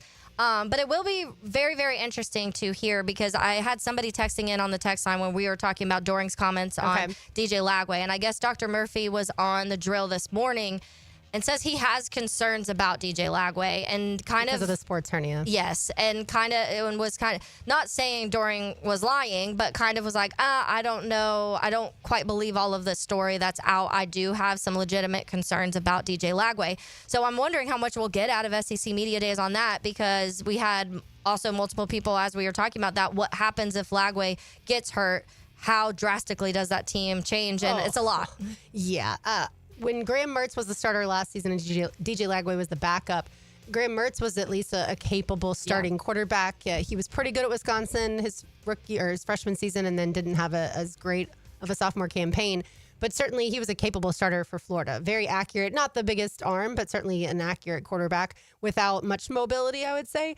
That's actually how he ended up getting hurt was when he was running the football. And then DJ Lagway enters and you have a fantastic quarterback, maybe not as accurate yet as Graham Mertz because of the experience that Mertz had. But Lagway can do everything. Yeah. He's able to extend a lot of plays because of what he can do outside of just his arm. Right. But that arm is ridiculous, like super talented. And I would say even in the limited action we saw in the 7 games we saw for Lagway last year, I saw more from him as a pocket passer than I ever saw from Anthony Richardson in college, while he was a college student athlete at Florida.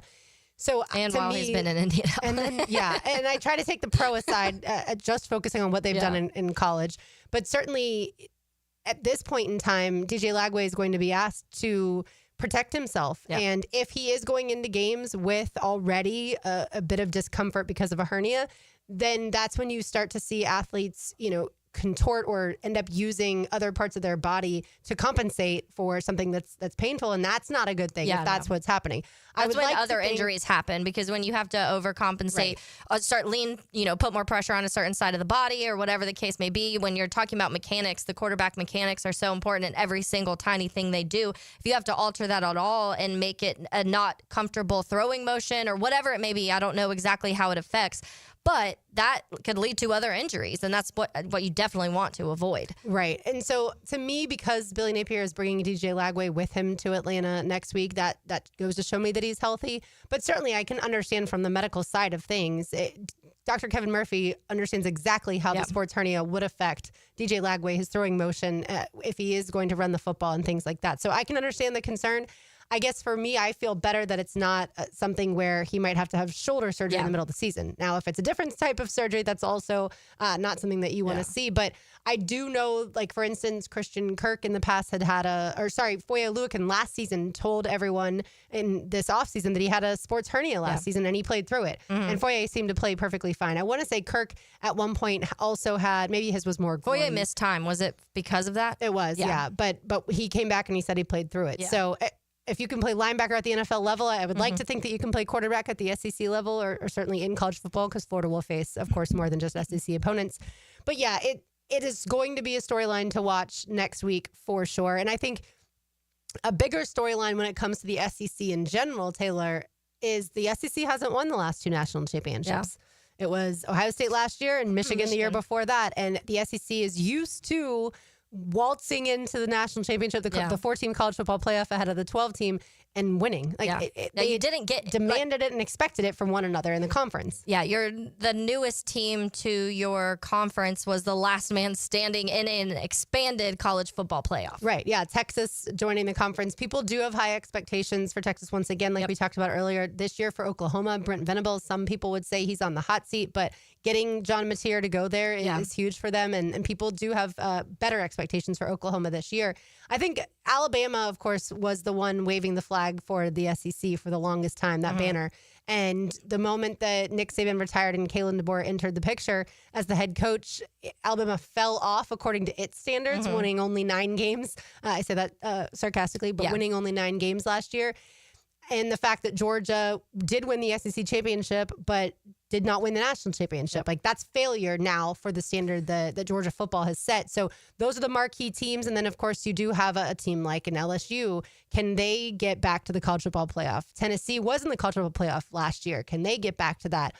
Can Florida enter the picture? We talked a little bit about Auburn. I don't have high expectations for Auburn, but I suppose if you believe Jackson Arnold is the next great Auburn quarterback, then maybe they're able to take them there. I don't really think of any other teams that are going to be in the college football playoff, but Diego Pavia at Vanderbilt, he believes he can. Right. Sure. Believe it all you want. But yeah, I don't see like a Mississippi State or an Arkansas making it into the 12-teamer. Yeah, I suppose Ole Miss is a possibility. I feel like if they didn't make it last year with all the talent, the loaded talent that they had, then they won't this year, especially because Lane Kiffin and his team knew down the stretch which games they had to win, and they couldn't do that. But there are people that believe Austin Simmons is going to be one of the 10 best, if not 5 best quarterbacks in all of the country this year. And so Lane Kiffin is a really good play caller. Can his entire team get it together? I think I mentioned this before to you that he's self-reflected that ever since his dad passed away, Monty Kiffin, he feels like he's changed a lot and has relaxed in certain ways and has felt a little bit more at peace and tried to kind of keep everything in balance. And so does that lead to maybe a more balanced team in general if the head coach isn't quite as up, too high, too low, that kind of thing? Yeah, because he definitely was. That's what he's known for. Yeah. And he's like fun personality on Twitter. I love him personally, but if he was your head coach and in the serious moments, would you love that personality? He probably would get annoyed. Like if you're winning, yes. If you're winning, the moment you start losing and that's the personality, then it starts to probably get annoying. Yeah, because you don't know that you have the faith in him to be able to lift your team to where they want to go. If Ohio State loses to Michigan again, is that another storyline when it comes to college football? They've now lost 3 or 4 years straight. Yeah, 3. I think it will be hilarious because it's just like why can't you get over this one team? But I do think that. I don't know. It was a very hot topic last year, obviously, but Ryan Day pretty early in the season was already on the hot seat. 4 years in a row. 4, okay. Michigan has won that rivalry. He was already being talked about on the hot seat, and then you get to that game, and it happened the way that it happened, too. It was just such a letdown, but then you win the national championship. Their offense was atrocious. Ohio State's offense was atrocious in that game. And then it just completely did a 180. I mean, everything changed once they hit the college football playoff, and so I think, if anything, Ryan Day had proven this last year that when things mattered the most, he was able to kind of up some things. But you had a lot behind you. You spent a lot of money. You went and, you have 2 of the best running backs in college football that were both drafted, by the way. And then, so there was Will Howard had played his best football in the college football playoff. And so everything there was a lot of things that had your back and getting you through that. So I do think that if they're not playing up to standard early and then you lose, when do they play? I'm guessing that's the rivalry. It's always, the last. So what week is that? Is that like November something? Yeah.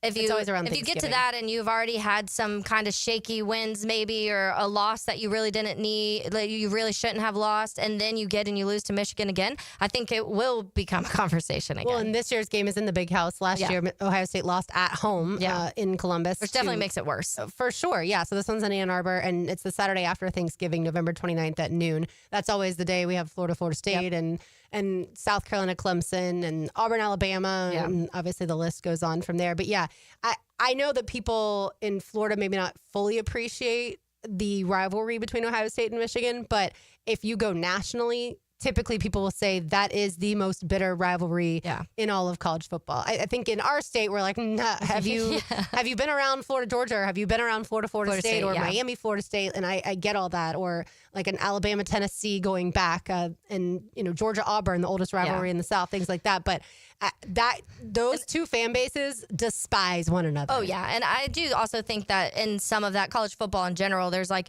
a recency bias in it. And both of those teams have been really good as of late. Obviously, both have national championships within recent years, and they've been more consistently competitive than the games between Florida State, and Florida and Georgia recently. Yeah, thanks for mentioning that. Although last year's game between Florida and Georgia was Lagway finished. Was close. Yeah, I think Florida could have won. That's certainly a game, like we said, we'll be in Vegas for it. But Florida, Georgia, to me, this is the first time in a long time that I feel like Florida not just could win the game, but almost maybe should win the game. Yeah. And we'll see. There's tons of many games that happen before that weekend, of course, in Halloween weekend. And Gunnar Stockton's a big thing. Yeah, I think he was okay. There were moments where you're like, okay, you could see glimpses of he could possibly be a good quarterback. Georgia fans are more excited about Stockton than had Beck returned. I was worried, honestly. As a Notre Dame fan, I wanted to play Carson Beck over Gunnar Stockton, and I remember saying that before the game because I just felt like, number one, you don't have the film. The moment you're not able to study the quarterback, which now they do. They have some film to go back and watch of Gunnar Stockton. But what if he comes in and he does start super hot? That is going to dictate kind of, we're talking about the betting lines and stuff like that, but how people value that game too. Yeah, Georgia is an interesting case study, I feel like, because they are not a big transfer portal school. They will bring in guys from the transfer portal when they feel it, when Kirby Smart feels like he has a need, and he'll plug that. But typically they like to, focus on high school recruiting. They like to bring their guys along and develop them. But last year, they really struggled, to me, at the playmaking position. And that's where Georgia normally they've got a stable of running backs that are going to run you over. Plus, they've got talented receivers, and they've got a talented tight end. Oscar Delp, I would say, is a really good tight end. That's who they'll have starting this year.